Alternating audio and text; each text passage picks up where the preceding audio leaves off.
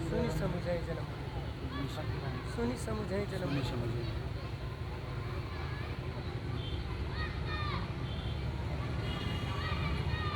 सदा रहूं गुरुदेव शरण में, मैं बालक नादान कृपा सिंधु तुम हो गुरु, दूर करो अज्ञान। कृपा सिंधु तुम हो गुरु, दूर करो अज्ञान। सद्गुण संपन्न समस्त महात्मा गण को सत सत नमन है। नमन है सद्गुणों के प्यारे से जनों को, माताओं और बहनों को भी हार्दिक नमन है।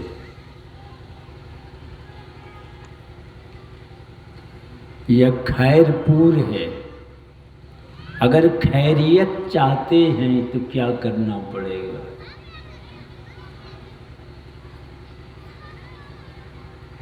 भव सागर कहनाओ शुद्ध संतन के चरण। इस संसार सागर से पार अगर जाना चाहते हैं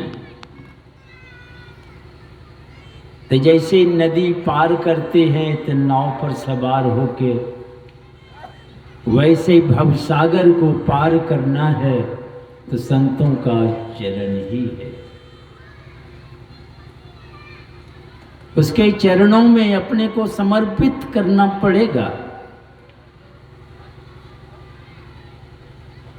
बिन दया संतन की में ही जानना इस राह को, हुआ नहीं होता नहीं होनहारा है नहीं होने ही वाला नहीं है। इसलिए संतों के चरणों में अपने को समर्पित करना पड़ेगा। पर संत बनते कैसे हैं? इसकी कहीं फैक्ट्री है क्या कि आसमान से गिरता है कि धरती फोड़ के निकलता है?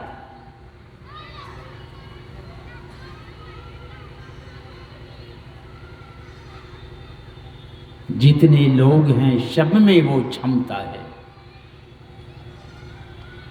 जितने मनुष्यधारी हैं सब में परमात्मा ने वो व्यवस्था की है। पर दुर्भाग्य यही है, उस व्यवस्था को लात मार के आप जिस व्यवस्था के तरफ मुंह घुमा के टुकुर टुकुर आशा लगाए, फजियती हो रही है।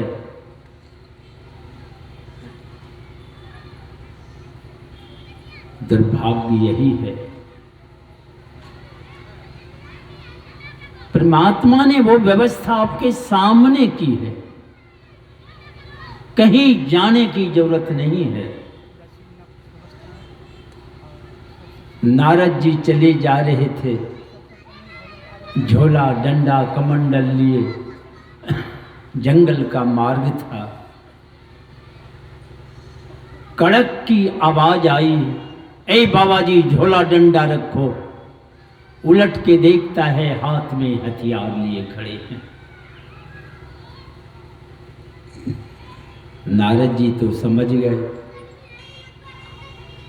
तो नारद जी कहते क्यों? कहा बाबा जी बगल में देख लो, हड्डी की ढेर लगी हुई थी, का इसी में जमा कर देंगे।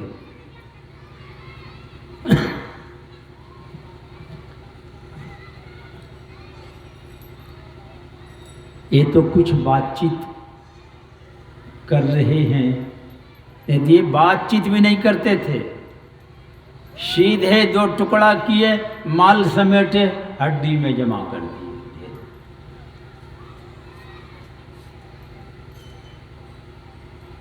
मगर संत पर दृष्टि गई है, संत दरस जिमी पातक टरई।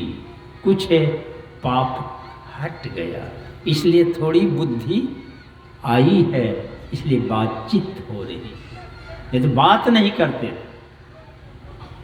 सीधे 2 खंड किया और माल समेटा उठा के हड्डी की ढेर में जमा कर देते थे।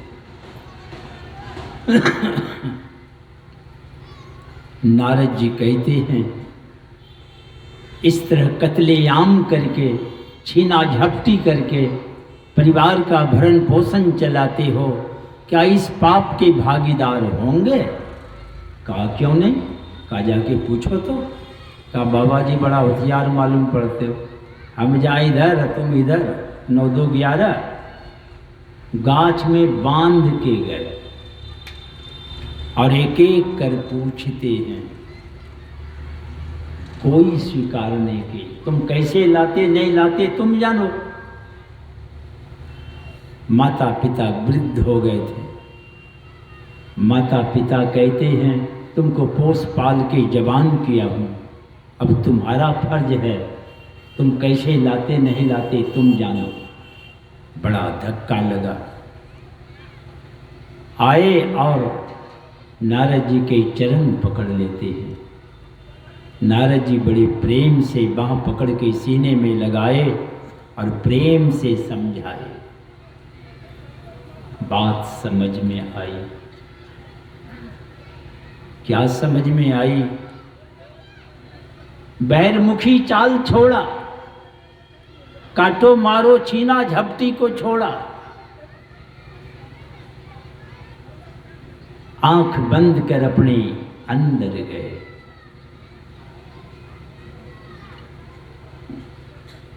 यही हमारे गुरु महाराज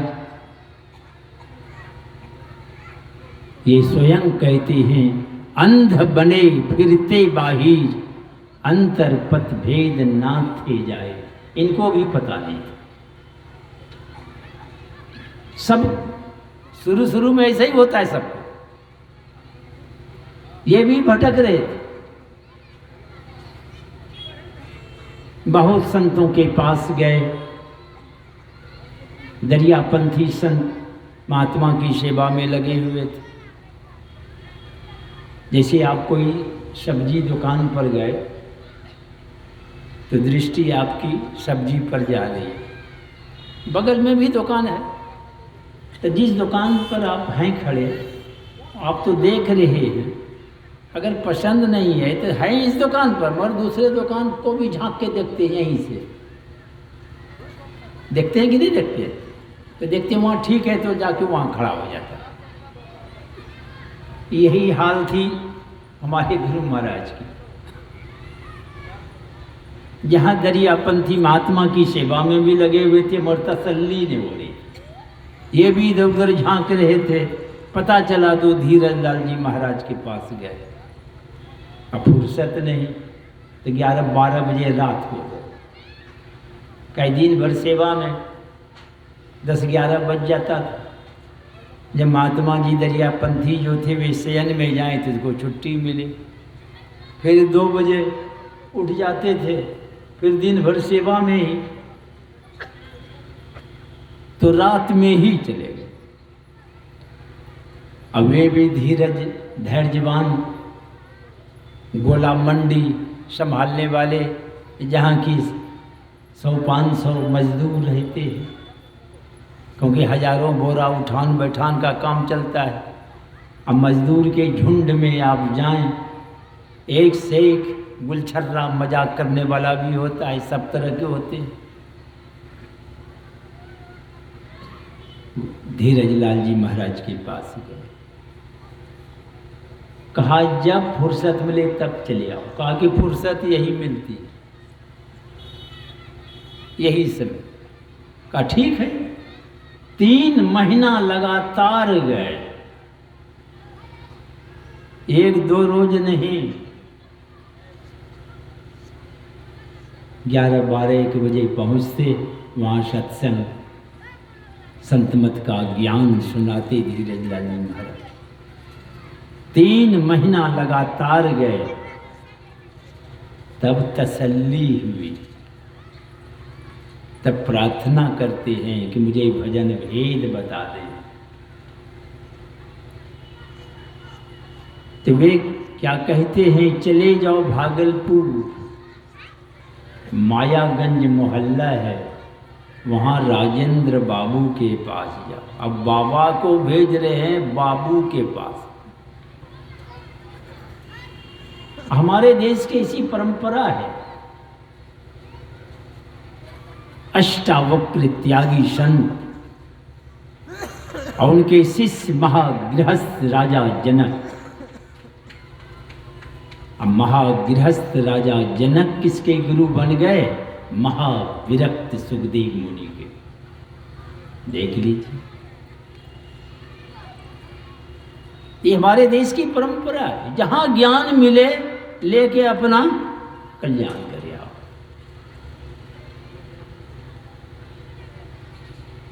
तो गुरु महाराज भागे भागे भागलपुर आ गए मायागंज मोहल्ला।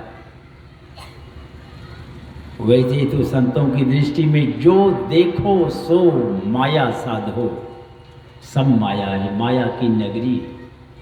हम लोग भी भागे भागे बहुत जन्मों से माया मंडल में आ गए।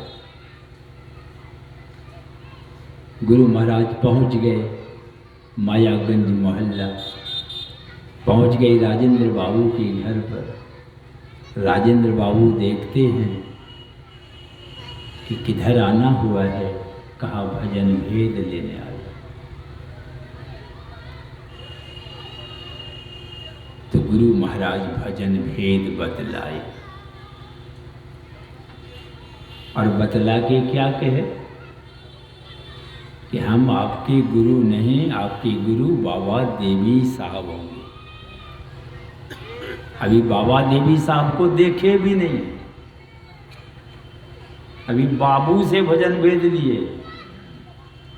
तो ये बाबू क्या बने? ज्ञानदाता को क्या कहते हैं आप? गुरु ही कहते हैं, मगर कह रहे हैं हम आपके गुरु नहीं। हम गुरु महाराज के पास बैठे हुए थे, बहुत दिनों की बात। लड़कपन हाफ पैंट पहनते थे, गुरु महाराज के सामने बैठे हुए थे। कहा कि ये अभी जवान हो रहा है और हाफ पैंट पहनता, तो वही दिन से हाफ पैंट छोड़। अब क्या पहने? तो हैंडलूम का कपड़ा लाए, पजामा से हमको लगा झंझट, तो वो भी फेंके, बस घूम रहे। तो गुरु महाराज के सामने दो चार और सत्संगी बैठे हुए थे। गुरु महाराज कहते हैं इसको पहचानते हो? इशारा किया। मैं भी नहीं पहचानता था उनको, जिधर इशारा गुरु महाराज कर रहे थे कि पहचानते हो? गुरु महाराज कहते ये हमारे गुरु पुत्र हैं,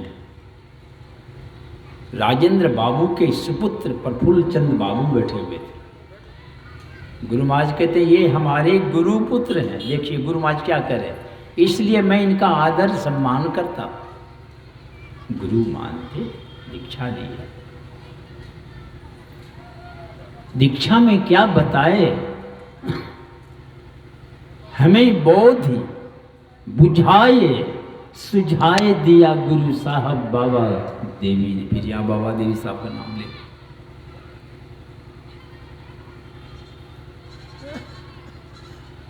क्या बुझा सुझा दिए? कहा बंद कराए पलक पट को, कहे बाहर में तुम मत बैठो। आंख बंद करो और बाहर मत जाओ कहीं। हम लोग भी आंख तो बंद कर लेते हैं, आधी बात मानते हैं और आधी बात हम जैबे करेंगे। कहाँ चले जाते हैं? खेत पटाने, कुटमैती, हाट बाजार, कहाँ कहाँ चले जाते हैं। लोग कहते हैं हल्ला मत करो, ध्यान में बैठा है, ध्यान बैठा के खेत पटा रहा है। तो आंख बंद कर बाहर कहीं मत जाएं, आओ अपने अंदर रहें। तो तो अंदर में क्या देखेंगे? अंधकार देखेंगे आप। वो अंधकार का आकार प्रकार कैसा है? आपके अंदर जो अंधकार है तम मंडलाकार में है। तम मंडल, मंडल माने गोल, नहीं तो जाति मंडल भी होता है तो। मंडल माने गोल, जैसे पृथ्वी भू माने पृथ्वी, मंडल भूमंडल, पृथ्वी गोल है। सूर्य मंडल, सूर्य गोल है। चंद्र मंडल, चंद्रमा भी गोल है। वैसे हमारे अंदर भी तम माने अंधकार, ये गोल है, मंडलाकार में।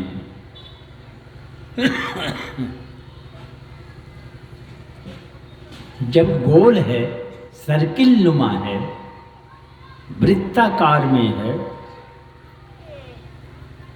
तो उसका सेंटर होगा।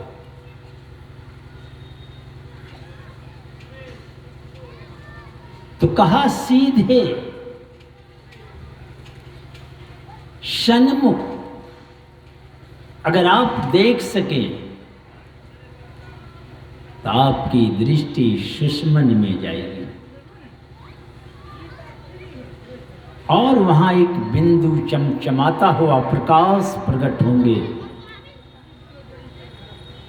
और हमारे गुरु महाराज कहते हैं वो बिंदु क्या है?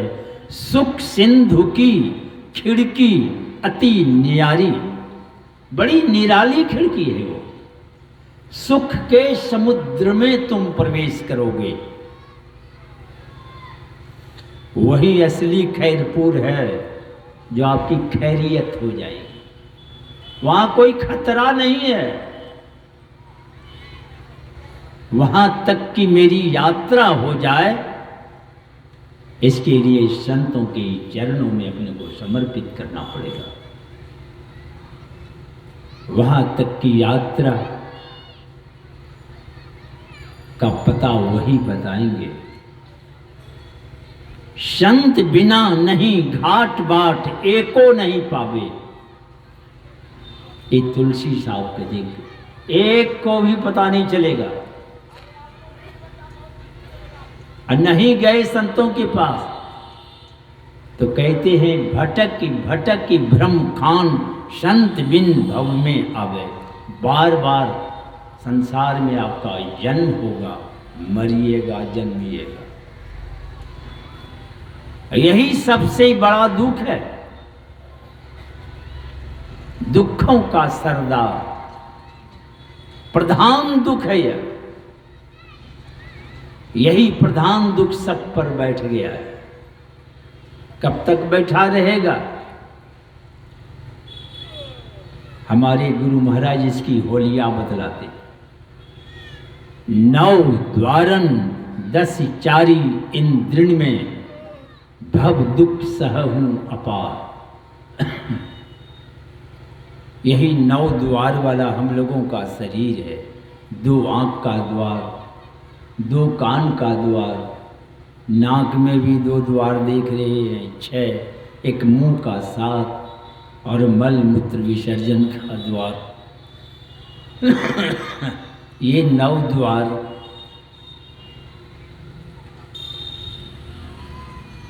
तो 9 द्वारन 10 4 14 इंद्रियां हैं। 5 काम करने वाली कर्मेंद्रियां, 5 ज्ञान करने वाली ज्ञानेंद्रियां, 4 अंतःकरण है, मन बुद्धि चित्त अहंकार।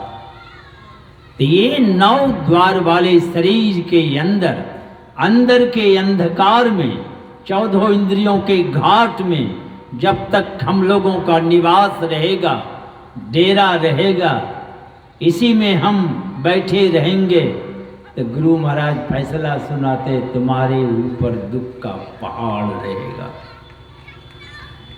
उस पहाड़ का तो नाम होगा। कोई भी पहाड़ आप देखिए, पता लगाइए, उसका नाम होता है। आप जाइए कहलगांव इधर, या गंगे जी में देखिए, इधर तो गंगे जी से उस पार क्या जाइएगा, गंगे जी से पहाड़ शुरू होता है। इस पार नेपाल जाना होगा, नहीं तो उत्तराखंड बॉर्डर हिमालय तराई, तो पहाड़ से मुलाकात होगी। हम अगर इस पार गंगे जी से शुरू है तो बटेसर पार, जटेसर पार, भदेसर पार, पार सबका नाम है। और हमारे अंदर जो है आवागमन शम दुख दूजा है नहीं जग में कोई। ये जन्म लेना और मरना, इसके समान दूसरा कोई दुख नहीं है। ये प्रधान दुख है, इसको हटाना है।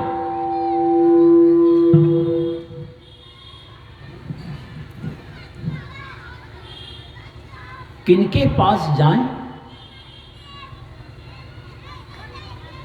ये प्रधान दुख हट जाए।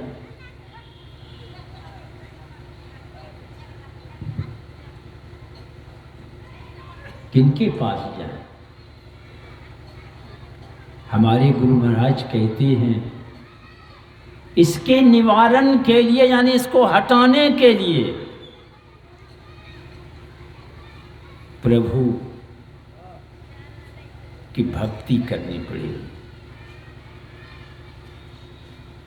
प्रभु परमात्मा के पास जाना पड़ेगा आपको, वरना और किसी में वो दम नहीं है जो इसको हटा दे। एकमात्र प्रभु परमात्मा के पास चलना पड़ेगा आपको।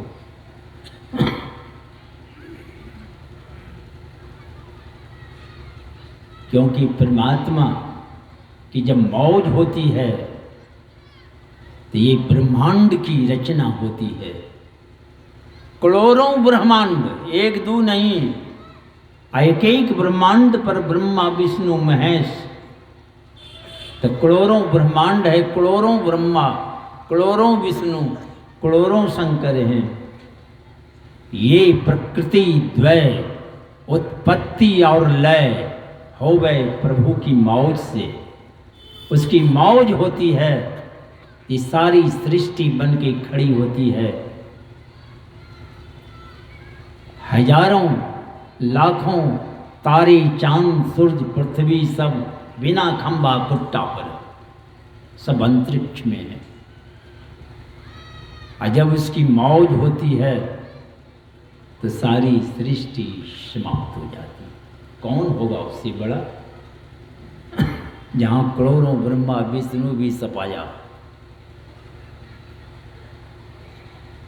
गुरु नानक देव महाराज गए आसाम, साथ में था सेवक मर्दाना। तो मर्दाना को भूख लग गई, वे झोली उठाए और खड़े हो गए। कहा कहाँ जा रहे हो? कहा भोजन की व्यवस्था कर रहे। कहा तुम्हें पता है ये आसाम है, आसाम, और ये कामरू कमिच्छा में हो। कामरू कमिच्छा में हो। बड़े बड़े यहाँ जादूगर रहते हैं। पर झोली उठाए हुए निकल पड़े। एक गांव में प्रवेश करते हैं, द्वार पर जाके आवाज लगाए। संजोग उस घर में ऐसा जादूगर था, निकला, इसको सुग्गा बना के पिंजड़ा में डाल दिया। अब पिंजड़ा दरवाजा पर टांग दिया। गए थे भोजन की व्यवस्था करने, सुग्गा बन के पिंजड़ा में व्यवस्थित हो गए। दरवाजा पर टंगा हुआ। गुरु नानक देव महाराज प्रतीक्षा कर रहे थे, आया नहीं। तो देखा ध्यान से, वो तो सुग्गा बन गया है। तो गुरु नानक देव महाराज उठे और चलकर पहुंचते हैं द्वार पर। देखा पिंजड़ा टंगा हुआ है।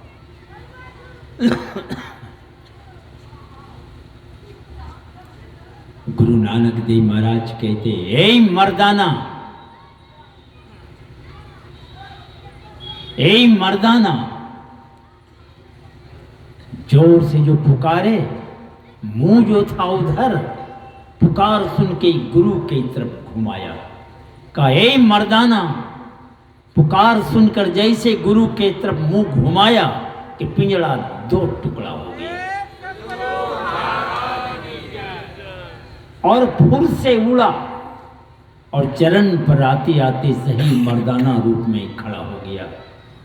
कहा देखा न, तब तक घर के अंदर से जादूगर निकला। कहते महाराज आप पर भी मैं जादू चलाया पर हमारा जादू काम नहीं किया। तो गुरु नानक देव महाराज कहते तुम्हारा जो दिखता है ना छोटा है, छोटा, इसीलिए काम नहीं किया। जिनके इशारे पर सारी सृष्टि बन के खड़ी होती है, सारी सृष्टि समाप्त हो जाती है, उससे कौन बड़ा होगा?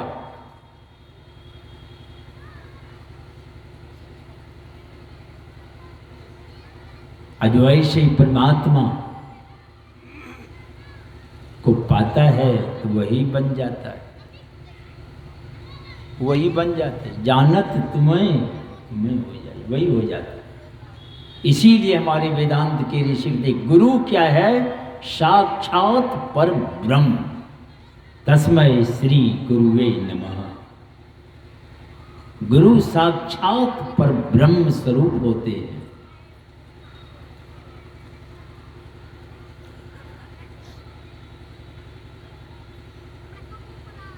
तो बनते कैसे हैं?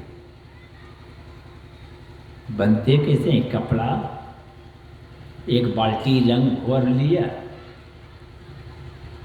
ना, गिरवा और डुबा हुआ के सुखा के पहन लिया।